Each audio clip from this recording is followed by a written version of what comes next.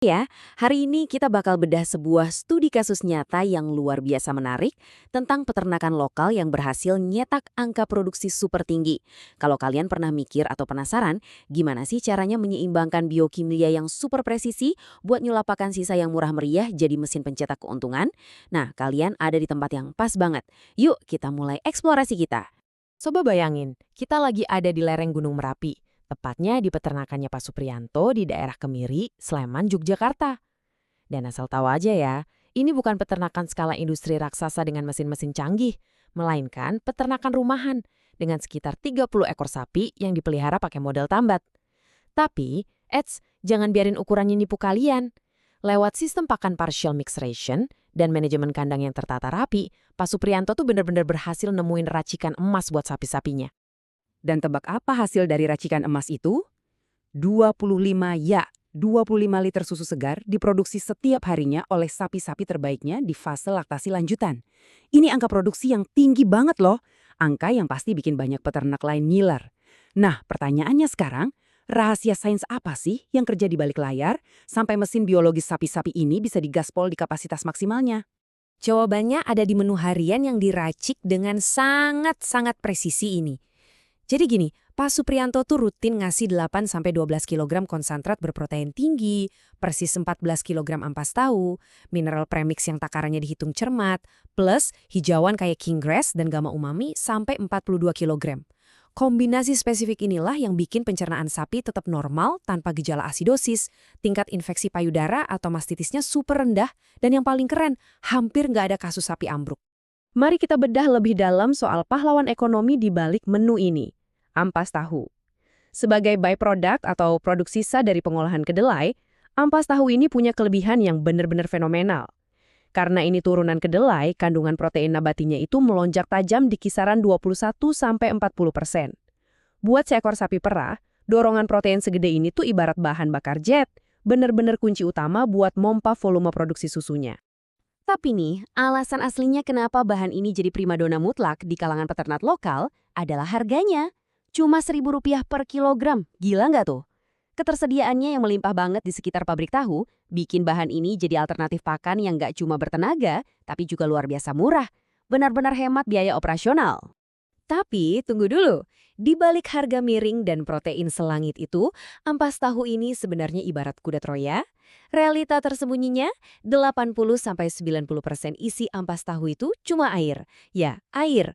Kandungan air yang masif ini bikin ampas tahu gampang banget basi, cepet jamuran, dan kalau dikasih secara serampangan, bisa bikin rumen sapi jadi asam banget alias asidosis. Nah, buat ngelawan risiko dari pakan yang basah dan asam ini, peternak harus punya strategi penyeimbangan pakai bahan kering dan serat tinggi. Caranya, mereka wajib ngasih hijauan minimal 10% dari berat badan si sapi setiap hari. Ini tuh mekanisme biologis yang alami banget buat ngejaga stabilitas dan menyeimbangkan pH di dalam rumen lambungnya. Tapi masalahnya nggak cuma selesai di urusan ngatur asam lambung ya. Kita harus agak serius dikit ke ranah medisnya nih. Bahaya tersembunyi lain dari pakan murah kayak ampas tahu ini adalah mereka tuh miskin energi dan sangat kekurangan mineral krusial, terutama kalsium dan fosfor. Dan buat sapi yang lagi diperah susunya gila-gilaan, kekurangan dua mineral ini efeknya bisa fatal banget. Biar lebih kebayang, mari kita main hitung-hitungan biologis. Seekor sapi yang meres 30 liter susu sehari, itu akan ngeluarin sekitar 2,3 gram kalsium murni di setiap liter susunya. Kalau kita kaliin, boom, sapi itu kehilangan 69 gram kalsium dari tubuhnya setiap hari, murni cuma lewat air susunya aja. Itu jumlah yang gede banget. Coba pikirin deh. Kalau sapi itu nggak dapat asupan ganti buat 69 gram kalsium tadi dari pakannya, apa yang terjadi? Tubuhnya otomatis akan ngambil alih demi bertahan hidup. Sapi itu secara harfiah bakal mulai melarutkan dan ngebongkar tulang-tulangnya sendiri buat nyari kalsium. Kalau ini dibiarin terus, tulangnya bakal keropos, dan ujung-ujungnya sapi bakal ngalamin kondisi horor yang paling ditakutin semua peternak. Sapi ambruk, lumpuh, dan nggak bisa bangun lagi. Dan disinilah sang penyelamat ilmiah kita masuk ke arena mineral premix. Dengerin baik-baik ya, ini bukan sekedar suplemen tambahan yang sifatnya sunnah. Ini adalah penyeimbang wajib, harus ada. untuk menangkal efek buruk dari defisit mineral akibat pakan ampas tahu tadi. Ibaratnya, ini adalah garis pertahanan terakhir buat si sapi. Sains di balik premix ini tuh presisi abis. Ini bukan sulap atau sihir, tapi kombinasi mikroingredient yang udah diukur pas. Vitamin D3 tugasnya mastiin kalsium bener-bener diserap tubuh. Fosfor kerja keras ngebangun ulang tulang yang hilang tadi. Dan magnesium, dia yang mastiin transmisi saraf tetap jalan, mencegah bencana metabolisme kayak grass tetany atau kejang otot parah gara-gara nutrisi jomblang. Komponen-komponen mikro ini benar-benar mastiin mesin internal sapi tetap mulus beroperasi. Dan yang bikin lebih takjub lagi, vitamin A, D, dan E di dalam premix ini, sebenarnya seluruh racikannya ya, itu fungsinya jauh melampaui urusan tulang doang. Gini, pada sapi yang produksi susunya tinggi, hormon oksitosinnya tuh melonjak parah, yang sayangnya bisa ngacoin siklus reproduksi. Nah, premix ini bertindak sebagai perisai yang menyeimbangkan efek bentrokan hormon itu.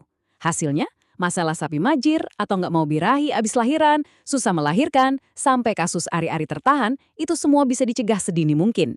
Tapi, ya gitu, sains sekeren apapun bakal percuma kalau prakteknya di lapangan salah kaprah.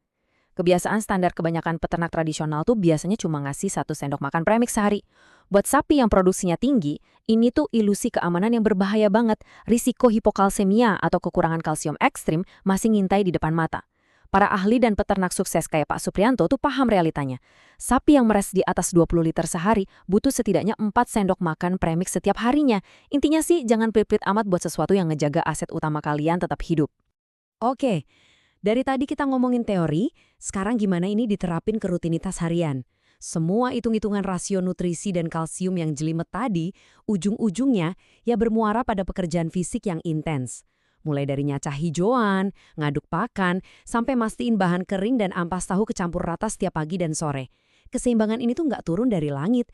Ini komitmen kerja keras setiap hari yang nggak bisa ditawar. Nah, ini bawa kita ke satu pertanyaan ngena banget di akhir eksplorasi kita.